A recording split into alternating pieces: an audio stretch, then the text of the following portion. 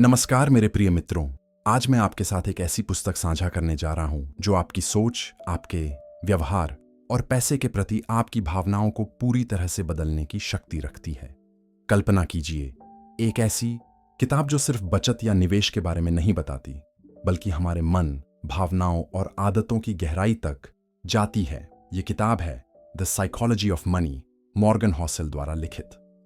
अगर आपने कभी पैसे को लेकर उलझन महसूस की है, अपनी वित्तीय स्थिति, फाइनेंशियल कंडीशन को लेकर तनावग्रस्त रहे हैं, या यह नहीं जानते कि सही वित्तीय निर्णय कैसे लें, तो यह पुस्तक आपके लिए है।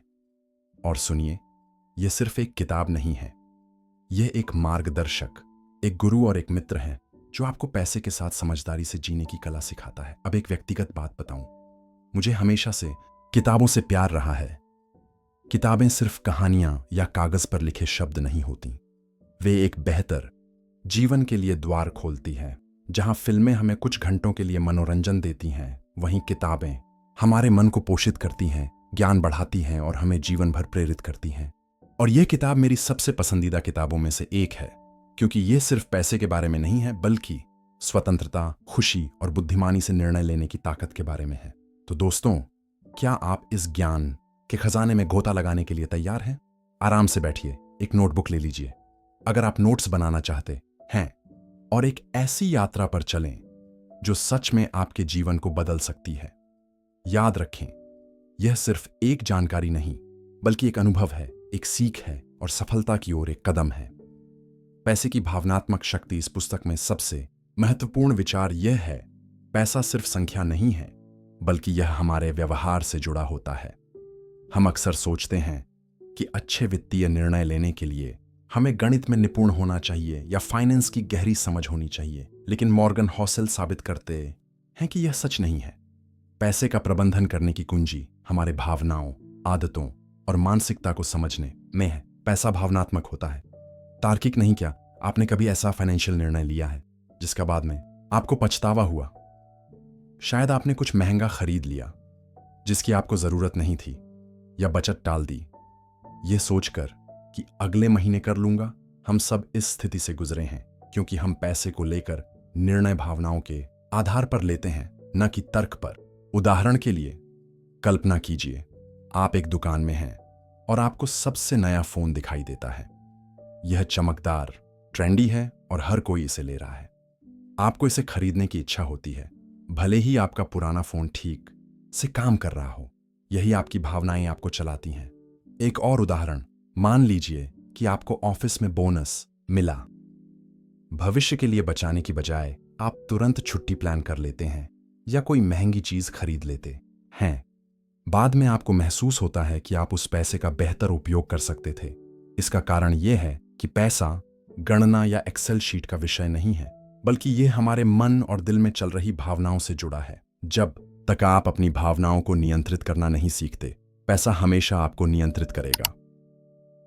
जोखिम और भाग्य की भूमिका। 1968 में कुछ चुनिंदा लोगों के पास विशेष अवसर थे जिनकी वजह से वे सफल हो सके। लेकिन वही लोग जो आर्थिक रूप से असफल हुए, जरूरी नहीं कि वे मेहनत नहीं कर रहे थे। कभी कभी बुरी किस्मत भी विफलता का कारण बनती है। हो सकता है कि किसी ने एक व्यवसाय शुरू किया और फिर वैश्विक आर्थिक संकट आ गया, या फिर उन्होंने किसी आशाजनक क्षेत्र में निवेश किया जो अचानक विफल हो गया। इससे हमें एक गहरा सबक मिलता है। किसी को सिर्फ सफलता या असफलता के आधार पर आंकना सही नहीं होता। सफलता हमेशा प्रतिभा का संकेत नहीं होती और असफलता हमेशा लापरवाही का परिणाम नहीं होती। इसलिए अपनी उपलब्धियों पर विनम्र रहें और संघर्ष कर रहे लोगों के प्रति सहानुभूति रखें। चरम सीमाओं से बचना। पैसे के मामले में संतुलन ही सब कुछ है।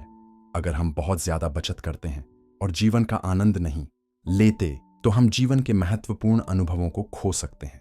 वहीं अगर हम बहुत अधिक खर्च करते हैं तो हम कर्ज में डूब सकते हैं। उदाहरण के लिए, कुछ लोग हर पैसे को बचाने में इतने व्यस्त रहते हैं कि वे यात्रा, शौक या अपने प्रियजनों के साथ समय बिताने जैसे अनुभवों से वंचित रह जाते हैं।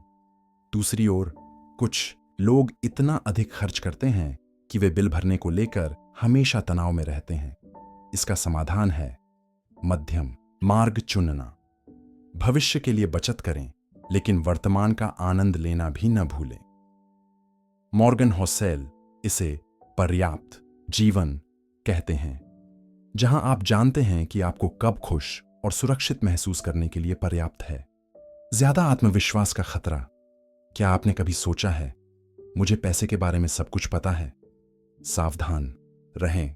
जरूरत से ज्यादा आत्मविश्वास बड़े वित्तीय गलतियों की ओर ले जा सकता है। कुछ लोग इतने आत्मविश्वासी हो जाते हैं कि वे अनावश्यक जोखिम उठाते हैं, जैसे कि एक ही शेयर में सारा पैसा निवेश करना, यह सोचकर कि यह कभी असफल नहीं होगा। अन्य लोग मानते हैं कि वे बाजार का भविष्य सटीक रूप से अनुमान लगा सकते हैं, लेकिन सच्चाई यह है कि कोई भी ऐसा नहीं कर सकता। होसेल कहते हैं, संभल कर चलना और तैयार रहना अत्यधिक आत्मविश्वास से बेहतर है। इसलिए सीखने की प्रक्रिया जारी रखें, जिज्ञासु बने रहें और अपने पैसे को अलग अलग जगह निवेश करें। इससे आप अनपेक्षित चुनौतियों से बेहतर सुरक्षित रहेंगे। समय सबसे शक्तिशाली साधन है। इस पुस्तक का सबसे रोमांचक विचार यह है, पैसा कमाने से ज्यादा महत्वपूर्ण सही समय पर निवेश करना है। कल्पना कीजिए, यदि आप 25 वर्ष की उम्र में हर महीने 100 रुपये निवेश करते हैं, यह निवेश 10 साल बाद भी बढ़ता रहेगा, क्योंकि समय के साथ पैसा बढ़ता है, कंपाउंडिंग। जब आप 65 वर्ष के होंगे तो आपके पास एक बड़ा धन हो सकता है। अब कल्पना कीजिए कि कोई 40 वर्ष की उम्र में हर महीने 500 रुपये निवेश करना शुरू करता है। भले ही वे ज्यादा निवेश कर रहे हों, लेकिन उनके पास उतना धन नहीं होगा जितना जल्दी शुरुआत करने वाले व्यक्ति के पास होगा। इससे हमें एक महत्वपूर्ण सबक मिलता है, जल्दी शुरू करें, चाहे छोटी राशि से ही क्यों ना हो। समय आपके लिए कठिन परिश्रम करता है। धन का वास्तविक मूल्य। क्या आपने कभी सोचा है कि धन का पीछा करने की भी कुछ छिपी हुई लागत होती है? कई लोग मानते हैं कि ज्यादा पैसा उन्हें ज्यादा खुश करेगा, लेकिन होसेल चेतावनी देते हैं कि धन की अपनी कीमत होती है। उदाहरण के लिए, अधिक पैसा कमाने के लिए लंबे समय तक काम करना आपको अपने परिवार और दोस्तों के लिए कम समय दे सकता है। लगातार उच्च आय की तलाश तनाव और स्वास्थ्य समस्याओं का कारण बन सकती है। इसका मतलब यह नहीं कि आपको कड़ी मेहनत नहीं करनी चाहिए, बल्कि आपको खुद से पूछना चाहिए, मैं कितनी कुर्बानी देने के लिए तैयार हूं? मेरे लिए कितना धन पर्याप्त है ताकि मैं खुश और संतुष्ट महसूस करूं? सच्चा धन सिर्फ पैसों में नहीं, बल्कि आपके समय, ऊर्जा और खुशी में होता है। अवसर और बचत की शक्ति। कई बार सबसे अच्छे अवसर तब आते हैं जब आप उनकी उम्मीद भी नहीं करते। अगर आपके पास थोड़ी अतिरिक्त बचत है तो आप इन अवसरों का लाभ उठा सकते हैं। यह विशेष रूप से उन लोगों के लिए महत्वपूर्ण है जो अभी शुरुआत कर रहे हैं। अगर आप हर महीने थोड़ी भी बचत कर सकते हैं तो आज ही शुरू करें, क्योंकि समय के साथ यह एक सुरक्षा कवच बन जाएगा जो आपको जीवन की अनिश्चितताओं से बचाने में मदद करेगा। धैर्य और निरंतरता का महत्व।